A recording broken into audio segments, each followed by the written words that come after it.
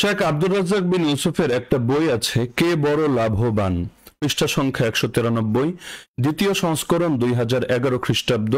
এই বইটা একাধিকবার সংস্করণ হয়েছে, মুদ্রণ তো অনেকবার হয়েছে, কিন্তু বড় অদ্ভুত ব্যাপার হলো এই বইয়ের মধ্যে এমন কিছু গোমরাহের আকীদা উল্লেখ আছে, এটা যদি কেউ পোষণ করে সহিহ আকীদার অনুসারী হওয়া তো দূরের কথা, সে তো আহলে সুন্নাত ওয়াল জামাত থেকে সম্পূর্ণ বিতাড়িত এবং খারেজ হয়ে যাবে এবং তার নাম জাহান্নামীদের লিস্টে উঠে যাওয়ার সমূহ আশঙ্কা রয়েছে। তিনি এই বইয়ের 10 নম্বর পৃষ্ঠায় লিখেছেন, তিনটি বিষয়ের উপর ঈমান আনলে আল্লাহর প্রতি ঈমান আনা হয়। 1 নম্বরে এনেছেন তার মানে আল্লাহর দেহ ও শরীরগত অস্তিত্বের উপর, 2 তার গুণাবলীর উপর, 3 তার অধিকারের উপর। আচ্ছা, এখানে তো তিনি স্পষ্টভাবে লিখেছেন, আমরা তো এখানে ভুলভাল ব্যাখ্যা করে তার নামে চালাচ্ছি, বিষয়টা এমন না।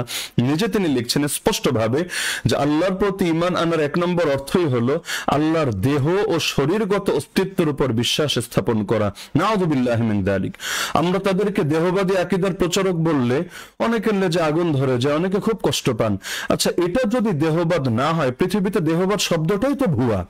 এমনকি খাঁটি দেহবাদী বা মুজাসসিমা যারা, যাদেরকে অনেক ইমাম কাফের পর্যন্ত বলেছেন, সেই দেহবাদীরাও তো ভদ্রতার খাতিরে এতটুকু বলে আল্লাহর দেহ রয়েছে, তবে আমাদের দেহের মতো নয়। লিল্লাহি জিসমুন লা কা'সামিনা, নাউযুবিল্লাহ।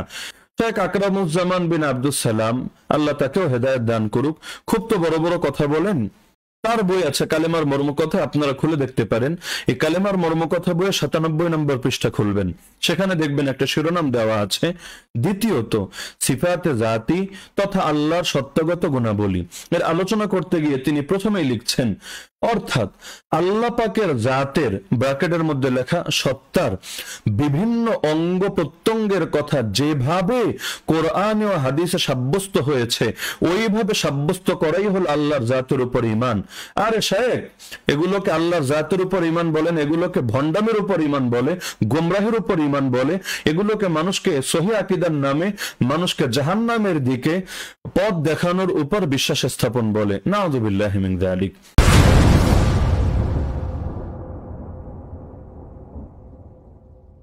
السلام عليكم ورحمة الله وبركاته.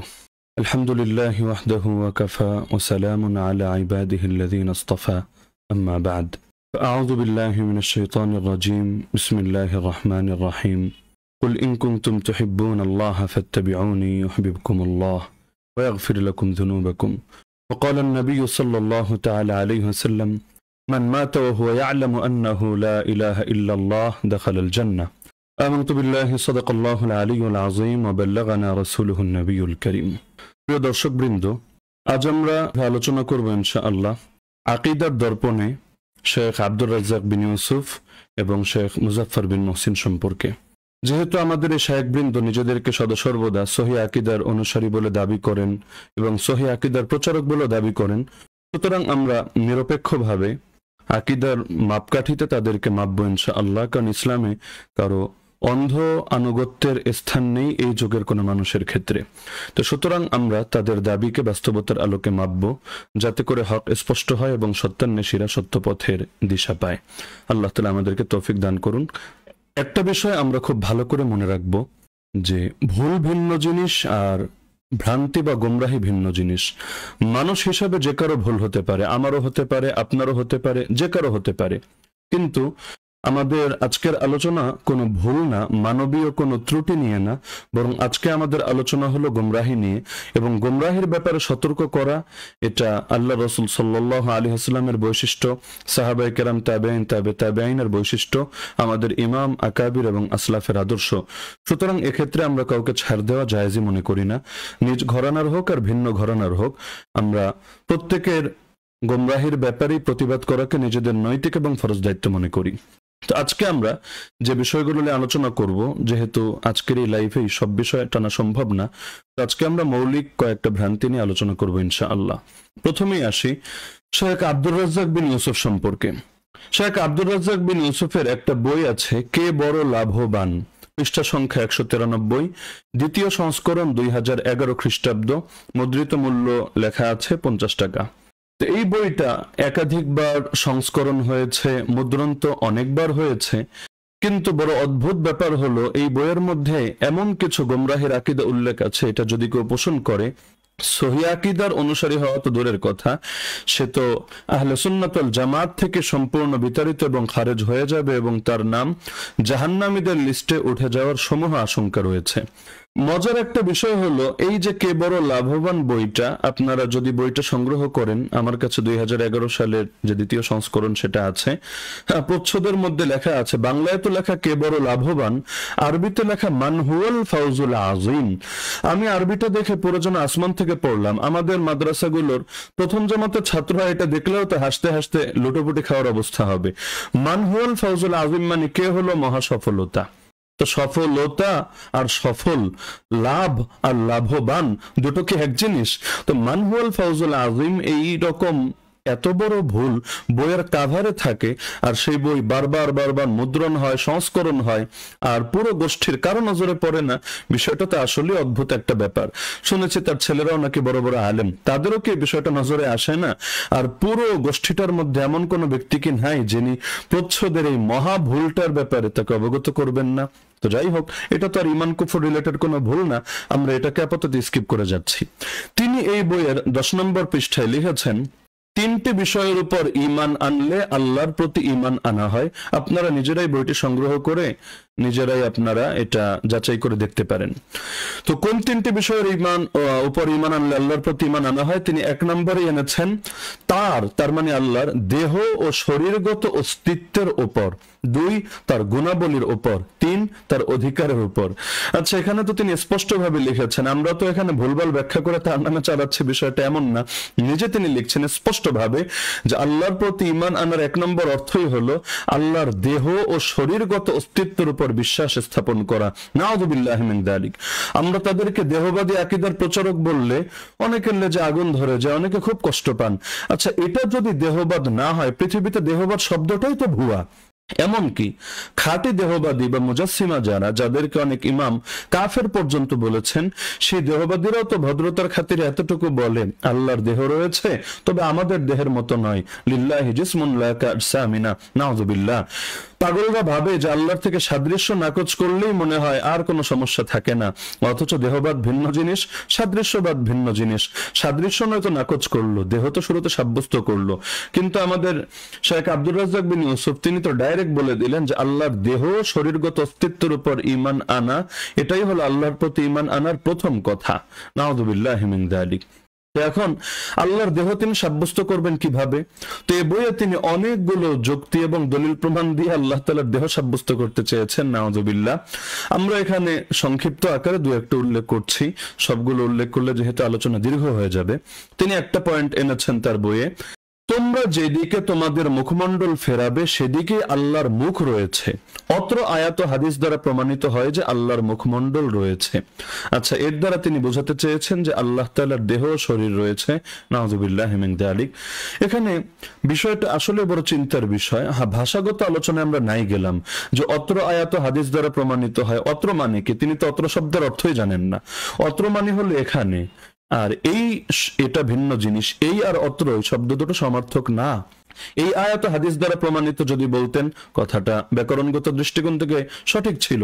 তিনি বলেছেন অত্র আয়াত হাদিস দ্বারা, অত্র মানে এখানে, আয়াত হাদিস দ্বারা, তো জিনিসটা আসলে বেখাপ্পা হয়ে যায়। তবে এই ভুল যেহেতু অনেকে করে, এটা আমরা স্কিপ করলাম এবং এটা আমাদের আলোচ্য বিষয়ও না।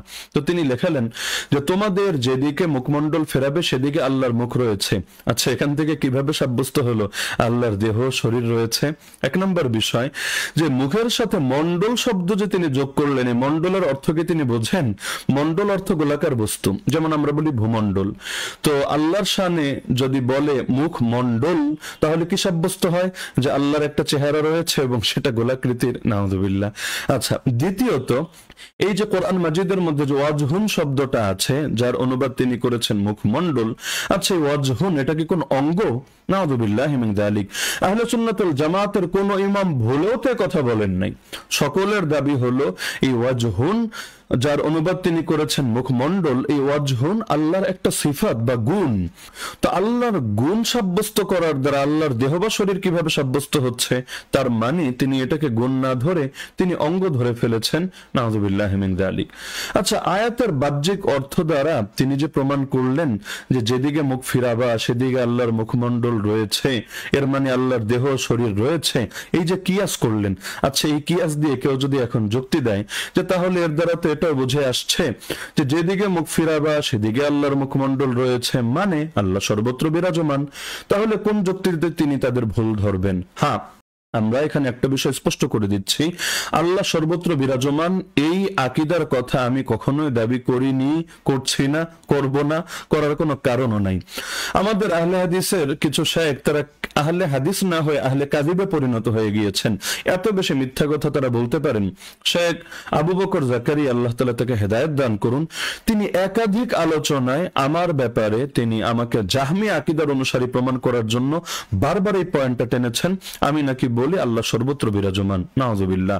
আকীদার উপর আমার শত শত পৃষ্ঠা লেখা আছে, আকীদার উপর আমার লেখা একাধিক বই বাজারে বেস্ট সেলার বইয়ের তালিকায় রয়েছে, এগুলো নিয়ে আমি যত আলোচনা করেছি তা অনলাইনে রয়েছে। আমার একটা আলোচনা থেকে তিনি কিয়ামত পর্যন্ত, আমি যদি সময় দিলাম তাকে যে তিনি একটা আলোচনা থেকে প্রমাণ দেখ, আমি জীবনে দাবি করেছি যে আল্লাহ সর্বত্র বিরাজমান। তো যে দাবি আমি করিই নাই সে দাবির ভিত্তিতে তারা কিভাবে আমাদেরকে জাহমি আকীদার অনুসারী দাবি করে? তো এভাবে যদি যা যা মনে চায় তাকে তা দাবি করতে পারে, আমি যদি তাকে একটা মুনাফিক দাবি করি, তাকে যদি আমি জামানার মির্জাফর ইয়াজিদ দাবি করি, তিনি কেটে মেনে নেবেন? এখন একজন আরেকজনের উপর ধারণা করে কথা বলে কিভাবে? তিনি আমার বই পড়ে দেখেছেন, যদি দেখে থাকেন আমি তাকে চ্যালেঞ্জ দিচ্ছি, যদিও এটা আমাদের মূল আলোচনা না, তিনি কোন বই থেকে বের করে দেখাবেন আমি কোথায় বলেছি আল্লাহ সর্বত্র বিরাজমান। আর যদি না বলি আর তিনি সত্যের অনুসারী হয়ে থাকেন, তিনি যেন প্রকাশ্যে তার ভুল স্বীকার করে নেন, তাহলে আমরা ক্ষমা করে দেব।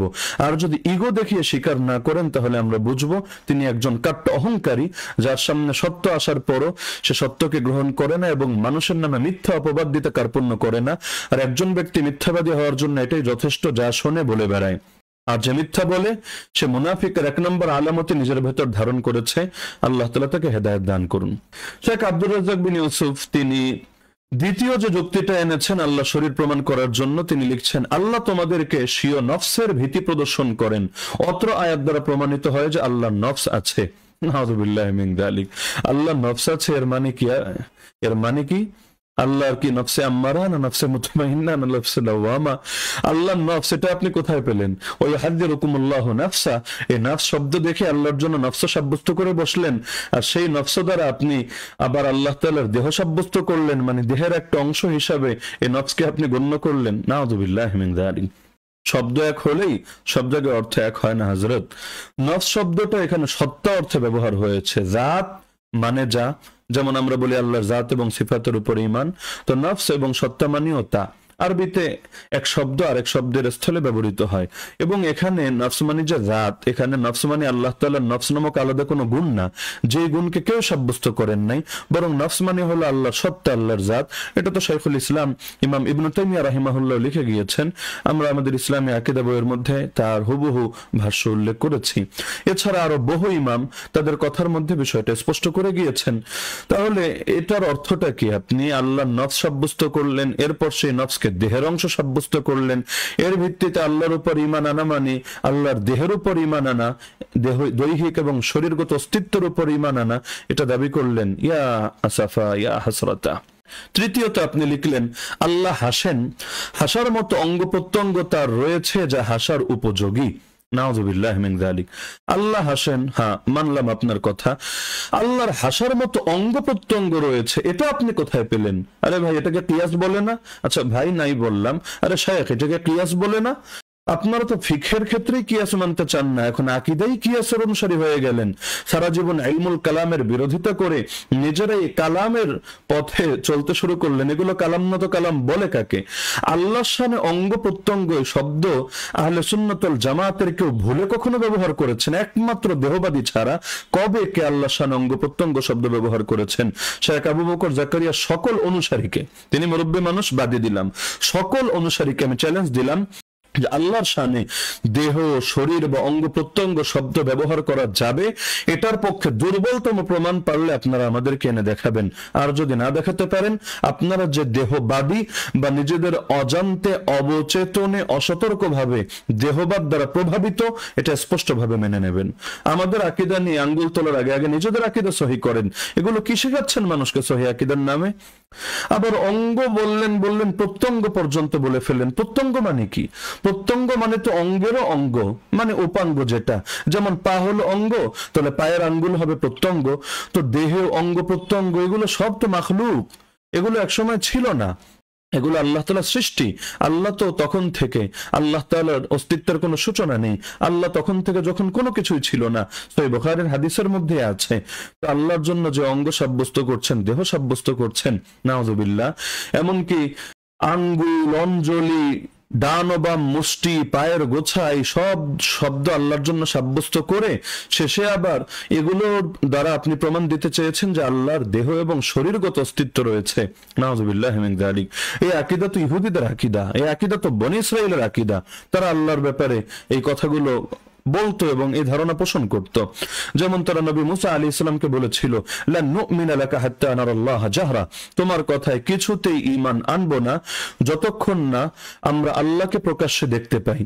যার কারণে সামিরি যখন সে বাছুরের আকৃতি তৈরি করে এটাকে আল্লাহর দেহ বা আল্লাহর আকার বলে সাব্যস্ত করে দিল, তারা ঠিকই মূর্তি পূজারিতে পরিণত হলো, গরু পূজারিতে পরিণত হলো। নাউযুবিল্লাহ মিন যালিক। এমনকি আল্লাহর দেহ এবং শরীর সাব্যস্ত করার জন্য আপনি আল্লাহ তাআলা স্থানান্তর হন এই শব্দ ব্যবহার করেছেন। তো আমরা সেই হাদিসের আলোচনায় যাচ্ছি না যে স্থানান্তর মানে কি বা স্থানান্তর শব্দের অনুবাদ যথাযথ কিনা, কিন্তু আপনি দেহ এবং শরীরগত অস্তিত্ব সাব্যস্ত করার জন্য যদি স্থানান্তর শব্দ ব্যবহার করেন, তাহলে এর দ্বারাও তো অনেকগুলো গুমরাহি প্রমাণিত হয়। এক নম্বরে আপনি মনে করেন আল্লাহর স্থান রয়েছে, দুই নম্বরে মনে করেন যে আল্লাহ কোন স্থানের মধ্যে যেহেতু রয়েছে সুতরাং তার সীমা রয়েছে, তিন নম্বরে আপনি এটাও মনে করেন যে আল্লাহ কোন দিকে রয়েছেন, চার নম্বরে এটাও মনে করেন যে আল্লাহ এক স্থান থেকে আরেক স্থানে গমন করেন, এখন এখানে তখন ওখানে। আচ্ছা, তো এই যে বিষয়গুলো একটা থেকে আরেকটা কিয়াস করে করে বের করে তারপর সেখান থেকে চূড়ান্তভাবে আল্লাহর দেহ এবং শরীরগত অস্তিত্ব প্রমাণ করে, এর চাইতে বড় গোমরাহি কি হতে পারে? তা আমি প্রকাশ্যে আহ্বান করছি, তওবা করেন, জাতির সামনে ভুল স্বীকার করেন এবং আপনার অনুসারীরাও এই বইটাকে প্রত্যাখ্যান করুক। এবং অতীতেও যারা এই বই পড়ে পড়ে বিভ্রান্ত হয়েছেন, এখন যদি চেঞ্জ করেও ফেলেন কাজ হবে না, তাদের প্রত্যেকের কাছে বার্তা পৌঁছানোর ব্যবস্থা করতে হবে। আমি আগেই বলেছি, এটাকে ভুল বলে না, ত্রুটি বলে না। মানবীয় ভুল আর ত্রুটি হলে আমরা এত সিরিয়াস হতাম না। এটা গোমরাহি, এটা আহলে সুন্নাত ওয়াল জামাত বহির্ভূত কাজ, এটা জাহান্নামে 72 ফিরকার কাজ। এই কাজ যে করে সে নিজেকে সালাফি বলার অধিকারী রাখে না, এই কাজ যে করে সে নিজেকে আহলুল হাদিস পরিচয় দেওয়ার অধিকারী রাখে না। এমনকি এটা আপনি একা বিচ্ছিন্নভাবে করেছেন তা না, আমি একাধিক প্রমাণ দিতে পারবো। সব আজকে নাই দিলাম, যেহেতু সব আজকের আলোচনার সঙ্গে প্রাসঙ্গিক না।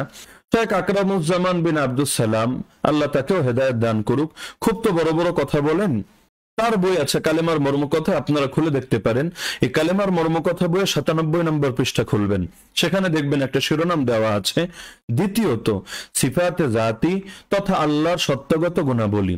এর আলোচনা করতে গিয়ে তিনি প্রথমেই লিখছেন, অর্থাৎ আল্লাহ পাকের জাতের ব্র্যাকেটের মধ্যে লেখা সত্তার বিভিন্ন অঙ্গ প্রত্যঙ্গের কথা যেভাবে কোরআন ও হাদিসে সাব্যস্ত হয়েছে ওইভাবে সাব্যস্ত করাই হল আল্লাহর জাতের উপর ঈমান। আরে শায়েখ, এগুলোকে আল্লাহর জাতের উপর ঈমান বলেন, এগুলোকে ভণ্ডামের উপর ঈমান বলে, গোমরাহের উপর ঈমান বলে, এগুলোকে মানুষকে সহিহ আকীদার নামে মানুষকে জাহান্নামের দিকে পথ দেখানোর উপর বিশ্বাস স্থাপন বলে। নাউযুবিল্লাহি মিন যালিক। আচ্ছা, দ্বিতীয়ত আজকে আমাদের যে আলোচ্য বিষয় ছিল, শেখ মুজাফফর বিন মুহসিন, তিনিও আল্লাহ তাআলার ব্যাপারে দেহবাদী আকীদায় জড়িয়ে গিয়েছেন, জেনে অথবা না জেনে। তারা যে কাদের এজেন্ডা বাস্তবায়ন করে আর তলে তলে তারা যে আসলে কিসের আদর্শ সমাজের মধ্যে প্রচার করে, আল্লাহ তাআলাই ভালো জানেন। তিনি তার বই আছে ভ্রান্ত আকীদা বনাম সঠিক আকীদা, এই বইয়ের পৃষ্ঠা 31 এবং 32 আলোচনা করেছেন, আপনারা খুলে দেখতে পারেন। তিনি লিখেছেন, তার ব্র্যাকেট আল্লাহ তাআলার আকার আছে, তিনি শোনেন, দেখেন এবং কথা বলেন, তার হাত, পা, চেহারা, চোখ ইত্যাদি আছে, তবে তার সাথে সৃষ্টির কোনো কিছুই তুলনীয় নয়। অতএব আল্লাহর আকার আছে, তাই কোরআন ও সহিহ হাদিসে তার আকৃতি সম্পর্কে যা বলা হয়েছে তার কোনো রূপক বা বিকৃত অর্থ করা যাবে না, বরং বলতে হবে তিনি তার মতো।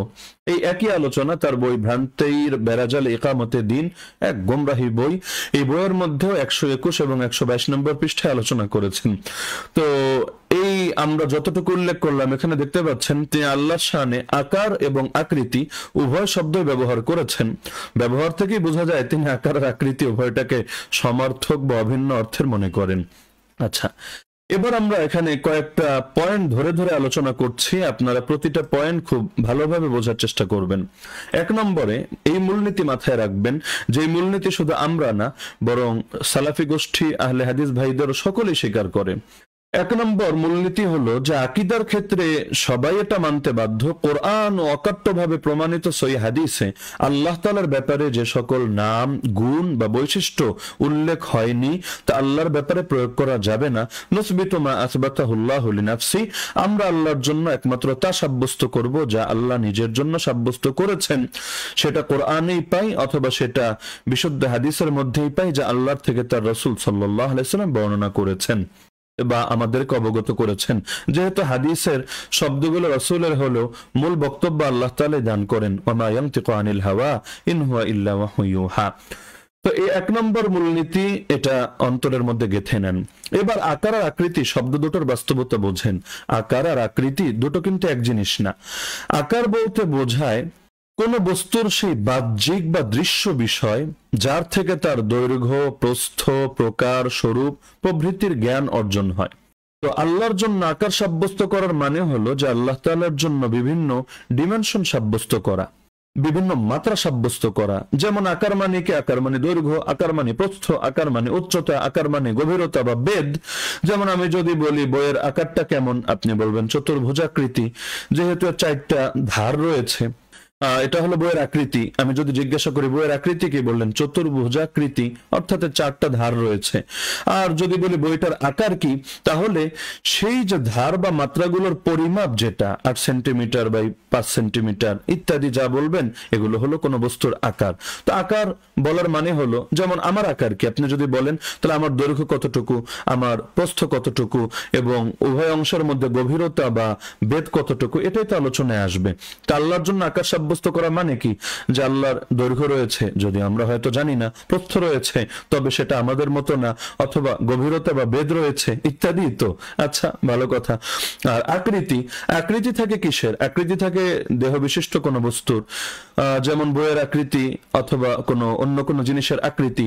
কোনোটার আকৃতি লম্বা, কোনোটার আকৃতি খাটো, কোনোটার আকৃতি গোলাকৃতি, কোনোটা ত্রিভুজাকৃতি, কোনোটা চতুর্ভুজাকৃতি। আচ্ছা, এবার বাস্তবতা বোঝার পরে আসেন যে আমরা কিয়ামত পর্যন্ত সময় দিলাম এই শেখ মুজাফফর বিন মহসিনকে, যে আপনি যে আল্লাহর জন্য আকার আকৃতি সাব্যস্ত করলেন এবং যার অপরিহার্য পরিণাম হিসাবে দেহ, ধার, প্রান্ত, দৈর্ঘ্য, প্রস্থ, উচ্চতা, বেদ, পরিমাপ, কাঠামো, আয়তন সব সাব্যস্ত হচ্ছে, এগুলোর পক্ষে আপনি কিয়ামতের আগে কোনো একটা বিশুদ্ধ দলিল দিতে পারবেন? কিয়াস না, ডাইরেক্ট। যে আকার বা আকৃতি এই শব্দগুলো, এটার বাংলাটা আগে ভালো করে বোঝেন, এরপর আরবিতে ট্রান্সলেট করে আপনি দলিল দিবেন। আচ্ছা, তো আকার আর আকৃতি সাব্যস্ত হলে অপরিহার্যভাবে সীমা, দিক ও স্থানও সাব্যস্ত হবে, কারণ এগুলো অপরিহার্য বৈশিষ্ট্য। আচ্ছা, আকার আর আকৃতি সাব্যস্ত করতে গিয়ে আপনি সবচেয়ে বড় যে কাঁচা কাজটা করেছেন, আল্লাহ তাআলার বিভিন্ন গুণকে আপনি অঙ্গ প্রত্যঙ্গ ধরে নিয়েছেন। সারা জীবন কিয়াস আর কালামের বিরোধিতা করে এরপর এখানেও কিয়াস আর কালাম করেছেন, এরপর একটা দিয়ে আরেকটার পক্ষে দলিল টানতে চেয়েছেন। আচ্ছা, আল্লাহর আকার প্রমাণ করার জন্য আপনি গুণকে অঙ্গ ধরে এই যে বিভিন্ন গলদ ইস্তেহাত করলেন। যেমন আপনি যে বললেন আল্লাহর আকার আছে, কেন? কারণ তিনি শোনেন। আচ্ছা, আল্লাহ শোনেন, এর দ্বারা তার আকার আছে, কিভাবে সাব্যস্ত হলো? তাহলে খেলাটা কি এমন হলো যে আপনি আল্লাহ শোনেন এর দ্বারা প্রথমে সাব্যস্ত করলেন, শুনবেন কিভাবে? তার মানে শোনার মতো অঙ্গ ওই যেটা শেখ আব্দুর রাজ্জাক বিন ইউসুফ বলে এসেছে, অর্থাৎ কান। আল্লাহ তাআলার কান রয়েছে, আর কান এটা যেহেতু অঙ্গ, সুতরাং আল্লাহ তাআলার একটা শরীর রয়েছে, এবং সেই শরীর যেহেতু রয়েছে তো শরীরের আকার আকৃতি তো থাকতেই পারে। তো এটা তো জানো তো কিয়াস না, একেবারে চেইন কিয়াস। এই চেইন কিয়াস আপনাকে কে শেখালো? আচ্ছা, আবার আরবি ভাষা সম্পর্কেও তো আপনি চরম অজ্ঞতার পরিচয় দিয়েছেন। আরবি লেখেন একটা, অনুবাদ করেন আরেকটা। ইমাম আবু হানিফা রাহমাতুল্লাহির ভাষ্য হলো ফাহুয়া লাহু সিফাতুন বিলা কাইফিন। কোরআন আর হাদিসে আল্লাহ তাআলার ব্যাপারে যে বিভিন্ন কথাগুলো এসেছে, যেগুলো বাহ্যিক অনুবাদ করলে অঙ্গ টাইপের অনুবাদ হয়, এগুলোকে তিনি বলেছেন যেগুলো সব হলো আল্লাহ তাআলার গুণ। কেমন গুণ? বিলা কাইফিন, যার কোনো ধরন নেই, ধরনহীন গুণ। তো এখন আপনি সেই ধরনহীন গুণ, এই কথাটার অনুবাদ ধরনহীন না করে আপনি তো অনুবাদটা সম্পূর্ণ পাল্টে দিয়েছেন। আপনি এর অনুবাদ করেছেন কিন্তু সেগুলো কারোর সাথে সাদৃশ্যপূর্ণ নয়। ধরনহীন বিলা কাইফিন এর অনুবাদ করেছেন যে এগুলো সব আল্লাহর গুণ, তবে কারোর সাথে সাদৃশ্যপূর্ণ নয়। এই অনুবাদ আপনাকে কে শেখালো? হ্যাঁ, বলবেন অমুক কিতাবে ব্যাখ্যার মধ্যে বলা আছে। আরে রাখেন ব্যাখ্যা, ব্যাখ্যা টেনে ব্যাখ্যার অনুবাদ করেন, রেফারেন্স টানবেন আবু হানিফার, এবং যেখানে শব্দের স্পষ্ট অনুবাদ হলো ধরনহীন, কিন্তু লিখবেন আরবি একটা আর বাংলায় অনুবাদ করবেন আরেকটা। এটা তো বড় ফাজলামির এক বিষয়।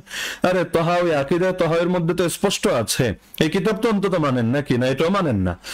স্পষ্ট লেখা আছে ওমান ওয়াসাফাল্লাহ বিমা'নাম মিন মা'আনিল বাশারি ফাকাদ কাফার, যে আল্লাহ তাআলাকে মানবীয় কোন গুণে গুণান্বিত করবে, মানে মানবীয় কোন গুণ আল্লাহর জন্য সাব্যস্ত করবে, সে অবশ্যই কাফের হয়ে যাবে। তো অঙ্গ প্রত্যঙ্গ, আকার আকৃতি, দেহ, এগুলো কিসের গুণ?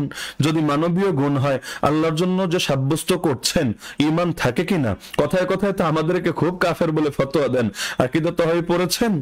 আচ্ছা, আকার আর আকৃতি এগুলো কি? এগুলো তো মাখলুক, এগুলো তো সৃষ্ট, এগুলো তো নশ্বর, এগুলো তো অনিত্য।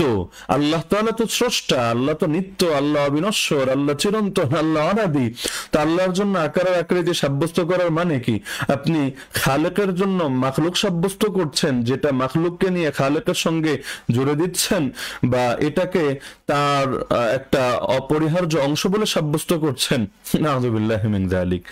আচ্ছা, এখন আবার কোন পাগল বলতে পারে যে আল্লাহর আকার আকৃতি সাব্যস্ত করলেও তিনি তো বলে দিয়েছেন যে আল্লাহর আকার আকৃতি আছে, তবে আমাদের আকার আকৃতির মতো না, তাহলে তো আর সমস্যা নেই। আরে পাগল, মতো না মতো না বলে দিলে সবকিছু বৈধ হয়ে যায় না। মতো না এ কথা বলার মানে সাদৃশ্য নাকচ করা। আমরা তো আপত্তি করছি দেহত্বের উপর। আপনি দেহত্ব সাব্যস্ত করবেন, অথচ সব ইমামরা একমত আল্লাহ দেহ এবং দেহত্ব থেকে পবিত্র।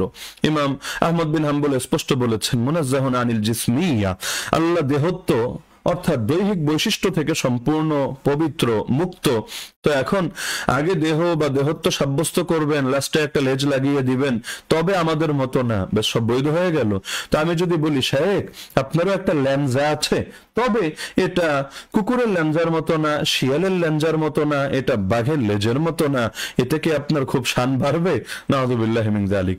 আচ্ছা, এটাও যে আপনি বিচ্ছিন্নভাবে ভুল করেছেন তা না, আপনাদের যে ধারাগত সমস্যা, এটার পক্ষে আমি অজস্র প্রমাণ দিতে পারবো। একটাই দেই, আপনাদের অনেক বড় বিদ্বান ব্যক্তি নাকি শেখ আব্দুল হামিদ ফাইজি মাদানী, আল্লাহ তাকে হেদায়েত দান করুক, তিনি তার বই মহান আল্লাহর নাম ও গুণাবলী, এ বইয়ের 192 193 পৃষ্ঠায় লিখেছেন। কি লিখেছেন আমি হুবহু কোট করছি।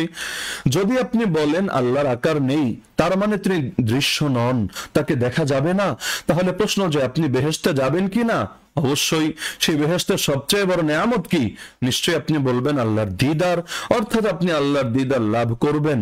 তার চেহারা আছে, সেই চেহারা বেহেশতিগণ বেহেশতে দর্শন করবে, আর সেই দর্শন ও দিদার হবে জান্নাতের সবচাইতে বড় সুখ। আর যে জিনিসকে দেখা যাবে তাকে কি নিরাকার বলা যাবে?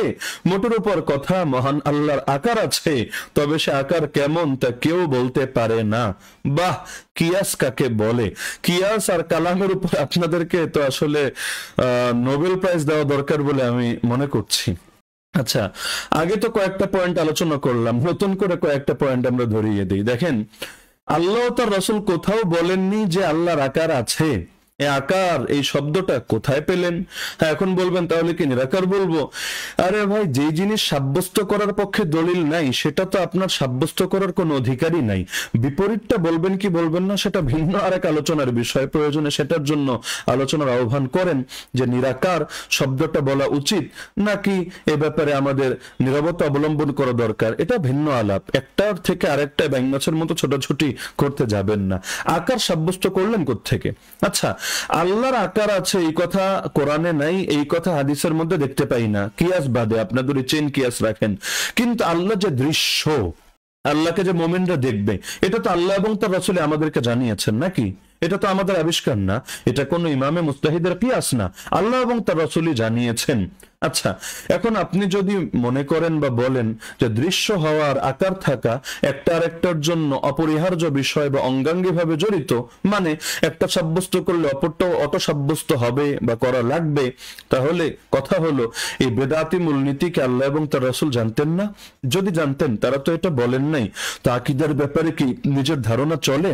আহলে সুন্নাতুল জামাতের যে কিতাবগুলো আমরা পড়ি, আল ফিকহুল আকবর, যদি আবু হানিফারে আপনারা গুনতেই চান না, কিন্তু আপনারা বলেন যে না আল ফিকহুল আকবর সহিহ আকীদার কিতাব, ভালো কথা। আবার আমাদেরকে ব্লেম দেন যে আমরা নাকি আল ফিকহুল আকবর এটা মানি না, বা আমরা আকীদার ক্ষেত্রে ইমাম আবু হানিফার অনুসরণ করি না। আমাদের ভারতের এক বাংলা পড়া ভাইও দেখে কয়েকদিন আগে দাবি করলো যে আমরা ইমাম আবু হানিফাকে আকীদার ক্ষেত্রে তাকলিদ করা নাকি জায়েজই মনে করি না।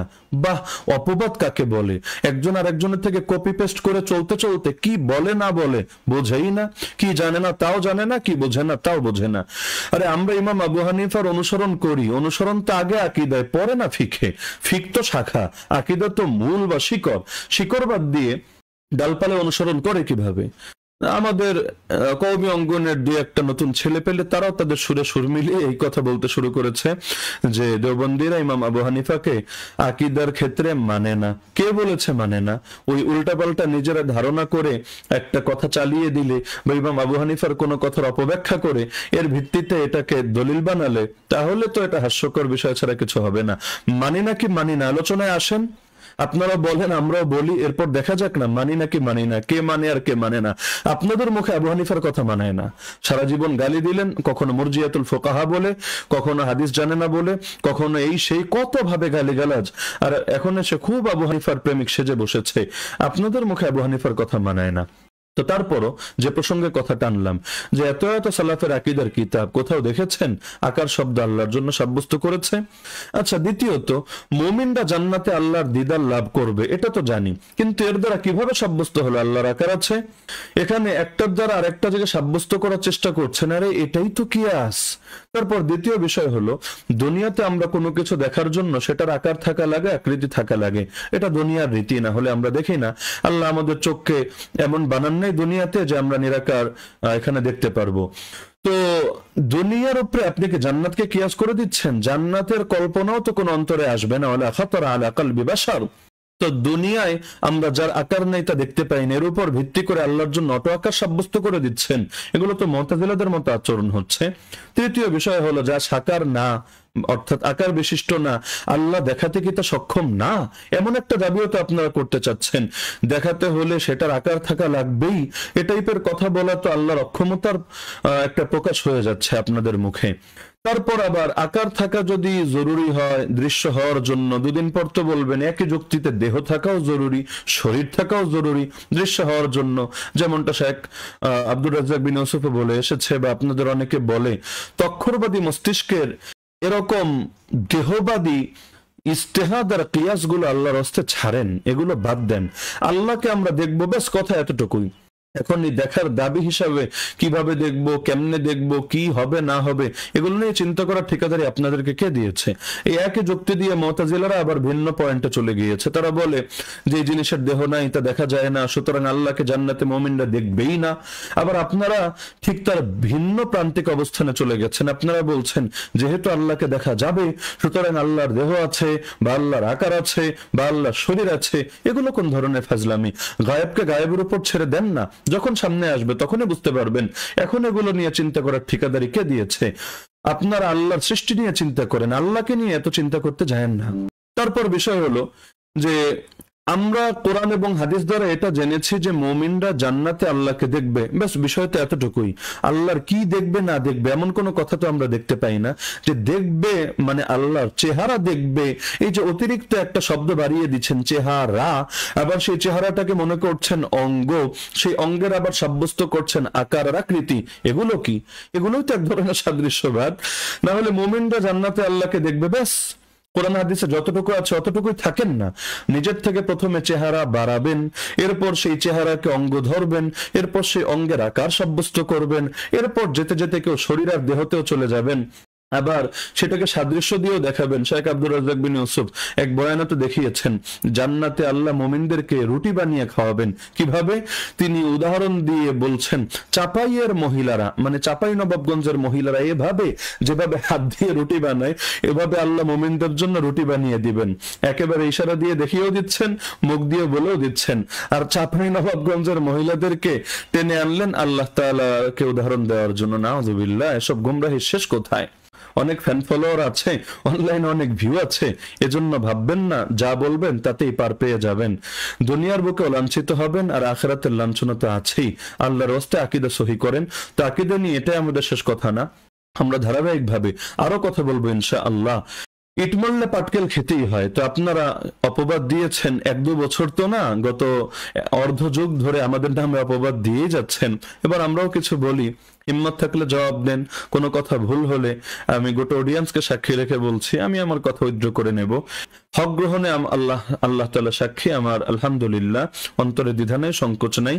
তবে বাতিলকে মেনে নেওয়ার মতো কোনো ধরনের আগ্রহ নাই। এখন আমার প্রতিপক্ষ হাতি না পিঁপড়া এগুলো দেখারও আমার কোনো সময় নেই। আল্লাহ তাআলা আপনাদের সবাইকে হেদায়েতের উপর অটল এবং অবিচল থাকার তৌফিক দান করুন। আমিন। ওয়া আখিরু দাওয়ানা আনিল হামদুলিল্লাহি রাব্বিল আলামিন।